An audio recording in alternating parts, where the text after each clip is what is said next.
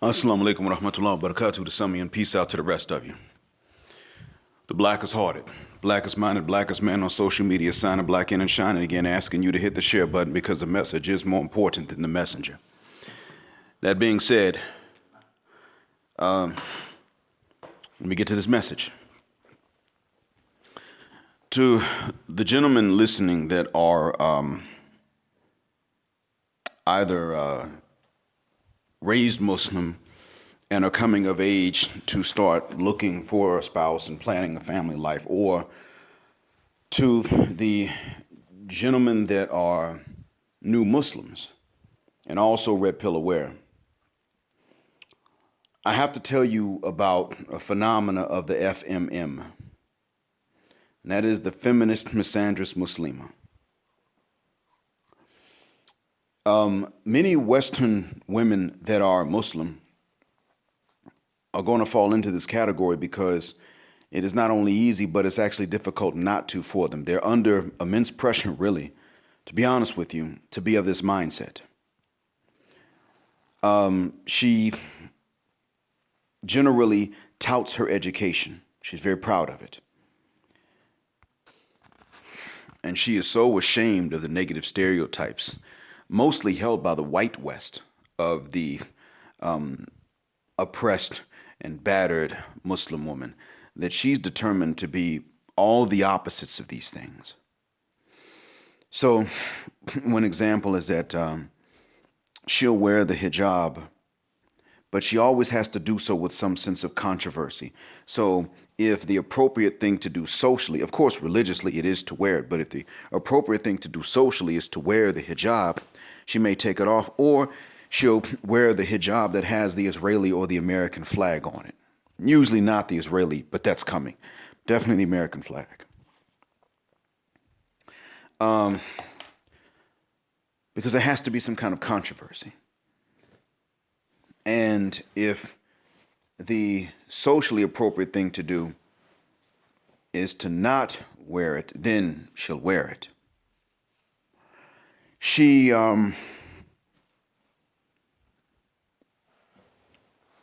proud of her education, and I'm not knocking education, of course, because we are commanded to read.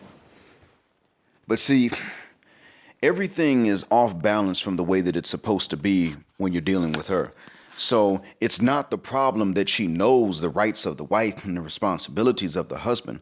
The problem is that she does not also know the responsibilities of the wife and the rights of the husband. If she does, she would not tell you. She sees herself and other women by default as being precious, valuable pearls, and none of their past sins matter, and men should not be allowed to make judgments based on these things at all. But they have the right to make judgments of men based on anything. Not only past experience with other women, but the lack thereof, despite the fact that if a Muslim man has never been married before, he has every excuse and obligation to not be experienced with other women. They're going to overlook that. And that is something that they probably will not consciously do when they're young and would not admit to when they come of age, but this is something that many of them will do. Because what they really want deep down is the exact same lifestyle of the woman that's not even Muslim. And they are now demanding this. What I want you to keep in mind is this, and this is very important. One of the ways you will be able to tell that they are such is that they will never have anything to say about the women that are this way. And if you have anything to say about misandrist feminist Muslimas, they're going to act like you're attacking Muslimas or just women in general. They can't separate the two. If she believes that Cardi B's victims of robbery should take the L because they tried to pay for sex, even the ones who were molested while unconscious by Cardi B's transvestite friends, she is an FMM, the feminist misandrist Muslima. Especially if she does not think that Cardi B should be prosecuted because she confessed that she did this. And I know a Muslima like that. She's actually, yeah, she's from New Orleans. And granted, she was hurt by a man. She was hurt by her husband, the father of her son and daughter. I get that. But part of the issue was that she was so against polygyny that when her husband wanted to marry another lady, she was dead set against that. And so I don't think that he said to her, I'm leaving you. I think he said, I'm marrying her. And she said, oh my God. And so, of course, now she's a feminist and a misandrist one at that. She does not consciously hate any man for being a man, but she does have a militancy towards men she does not have towards women, even when they've done the same things, even if the women have done worse. It's as clear as day. So she has a white friend who believes that white Western men should leave alone Southeast Asian women because they're just looking for submissive women. But she has a Southeast Asian baby daddy. Hypocrisy, anyone? And of course, her white feminist friend is a land whale, too. She's not thick like black women get, she's fat. That's the end of it. So she kind of, I think she understands that no Western white man was going to tolerate her with her size. But you see, that's how they see it. They are one-sided like I am. And that's really the reason that I'm one-sided. And so we have to keep this in mind that, brothers, you're looking to do the right thing. You're not going to the DR to pay to play or even to find a girlfriend. You're not going for these things. You're not going to get up in the guts and dig them out. Unless, of course, you're looking for a wife. You better not be. That's not coming from me. That's coming from the throne. However, by the same token, you are going to be faced as you come of age, and if you start looking in the West, you're going to be faced with pretty much choices in women that are just unattractive or got high body counts. It's not going. I'm talking about amongst the Muslims, and the reason I say that is because a lot of men, even though I'm in my early 40s, a lot of men that are only 3 years older than me in the Muslim community are simps. Not because they believe in women's rights, especially the rights of the Muslim woman. Allah gave her those rights and gave you your rights. That's not what makes somebody a simp. Definitely not. But it's that these men actually allow the same focus. They think with the same focus that she has. The focus being on your responsibilities and her rights, and never the reverse that balances out the equation. Never that. Just your responsibilities and her rights.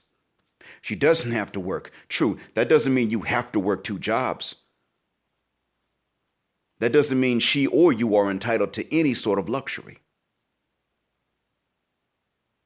Doesn't mean that. It just means she doesn't have to get out there and get it. And whatever she does earn, she does get to keep. Yeah, her money's her money. That's true. But you know what? If you come home and you say, bend over, and she's like, I ain't in the mood. No. If you ain't in the mood, you go grab the lube and put it in, apply the lube, and then bend over, and I'll make it a quickie. I don't go out here and earn and spend it on you, and I come home and you're like, no. And I'm not even sitting up here telling you that it's sex for money. I'm telling you that it's sex for sex. That's the end of it. Neither spouse has the right to tell the other one no when it comes to sex. That's another thing. But they'll tell you that as a husband. Actually, you're supposed to automatically know that, but they won't tell you that about them as a wife, that it's binding. If you want them drawers, they got to give them up. They won't say that because hell, they actually want you to know that if they want them drawers, you got to give them up. But they won't even mention that because they're going to be like other wives. They're going to, at some point, they're not going to want it no more. And I don't really care what their reasons are. And so the FMM, the feminist misandrist Muslima, if you are not one of these abusive, chauvinistic stereotypes of a husband, is still going to listen to other women who are telling stories of their stereotypical chauvinist husbands, and they're going to internalize that and take it out on you. That's one of the ways you know you have an FMM. But the most important way to know that you have an FMM is that she's not going to distinguish and differentiate between herself and other women that don't do these things when you bring up these bad habits. That's the other thing. If she hears this playback and she gets defensive, she's an FMM. Now, if she hears the playback and she knows she ain't doing this and I'm not insulting her if she's innocent, she's not one of those ladies. Because I'm never here to bash the innocent. And to the Muslims who don't do these things and hold husbands to unfair standards, I have no reason to go in on them. Wouldn't dream of it. But to the ones that do these things, of course. And whoever listens and gets defensive is going to be one. As a matter of fact, she believes that she has the right to hold your sexual experience from before against you if you fornicated, which she does actually. But she also doesn't see anything wrong with her holding your lack of sexual experience against you if you were a virgin because you never married before. She may not feel comfortable coming out and saying it. But you have to kind of read between the lines to know if that's how she thinks, but that's going to be... See, I know a Muslim woman told me at one point she'd been married before and she would never marry a virgin after that. I said, so if you have a choice between a Muslim man that grew up Muslim and he's a virgin because he didn't get married, and a man that grew up non-Muslim and that's the only reason he's got experience with women before, which one would you take? Well, it was a no-brainer for her. She said, I'd have to be with the one that's been with somebody else before.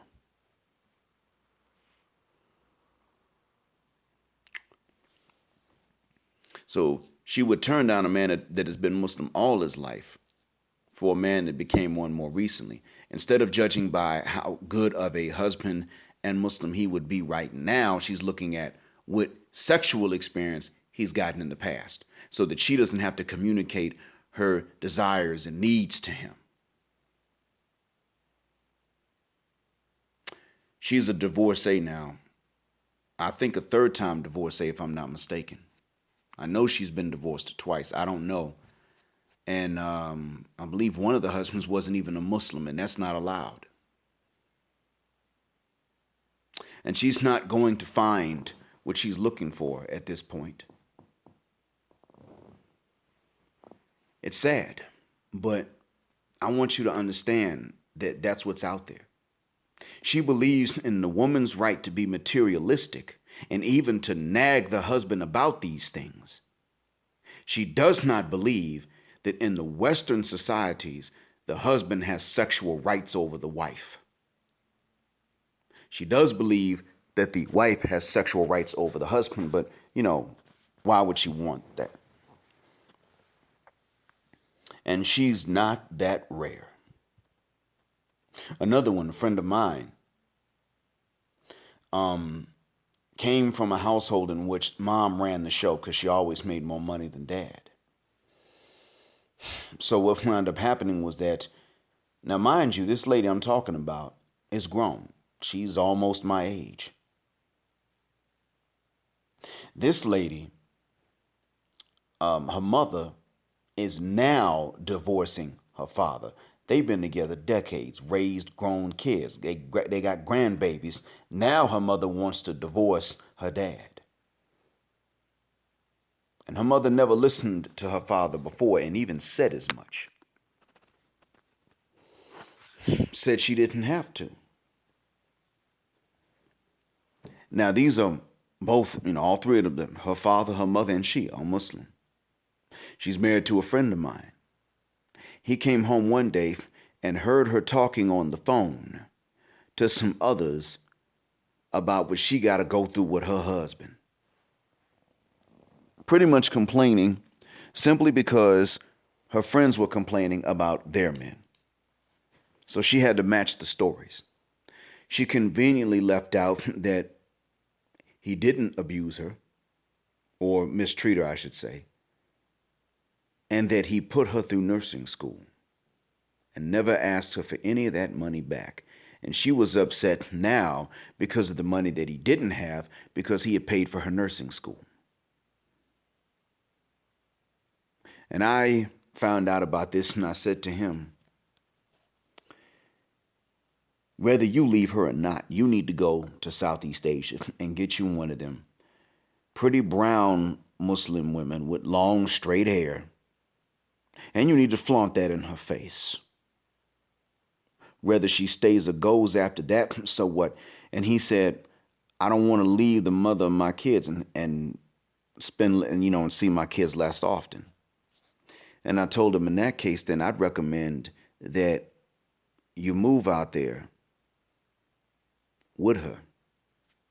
Or you move the girls out there with you and she joins you when she's saved up enough to retire. And then she goes out there, and then what happens is you divorce under those laws.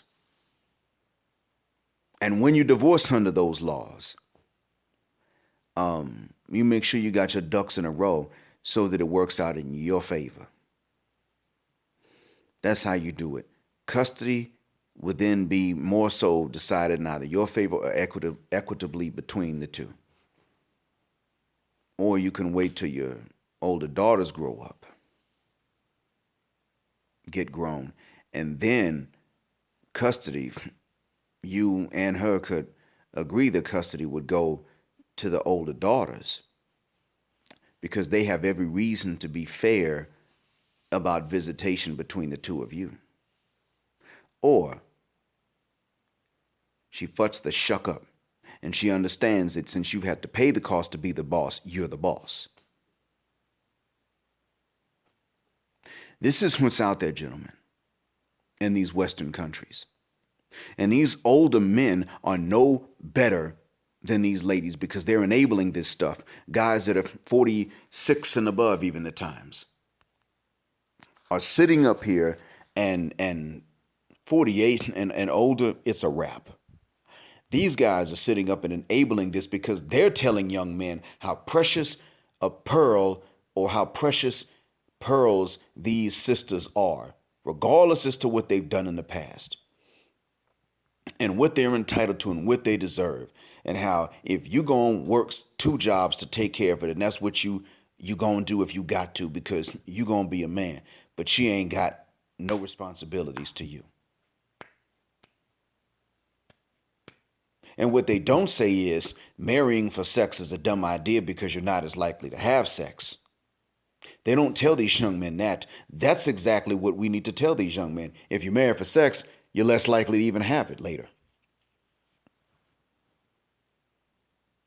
And see, a lot of these ladies, a lot of these Muslim feminists, these FMMs, feminist misandric or feminist misandrist Muslimas, are going to insist on monogamy, even though you can marry 2, 3, or 4. If you can afford them and you can treat them equally, and you don't have to be rich.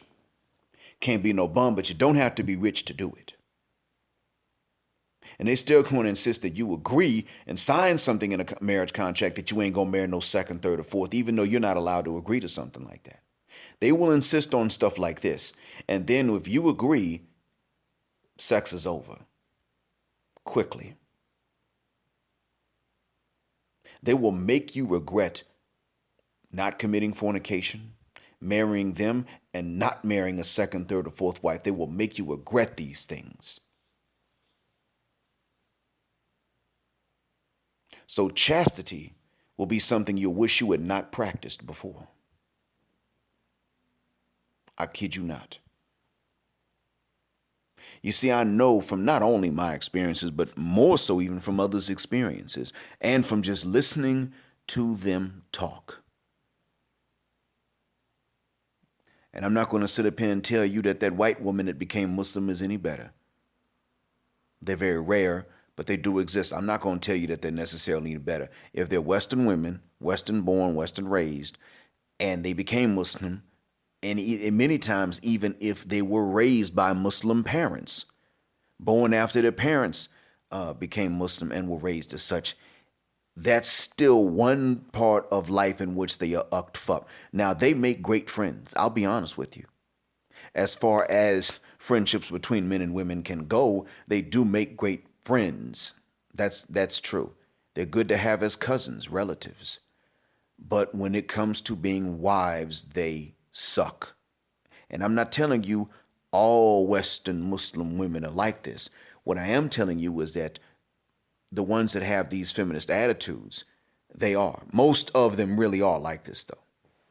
And what I'm also telling you, too,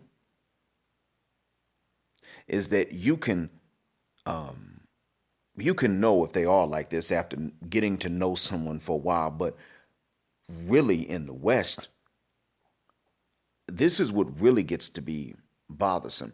In the West, you can know that they are like this by how they look.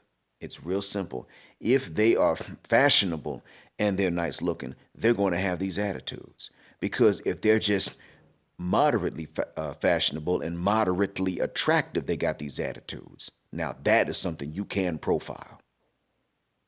So watch out, gentlemen. I'm sorry I don't have better news. Thank you for listening. I hope one day it's not true anymore, though. Black mind, black heart, blackout, assalamu alaikum, and black heterosexual Muslim non-select male power just because they don't like it.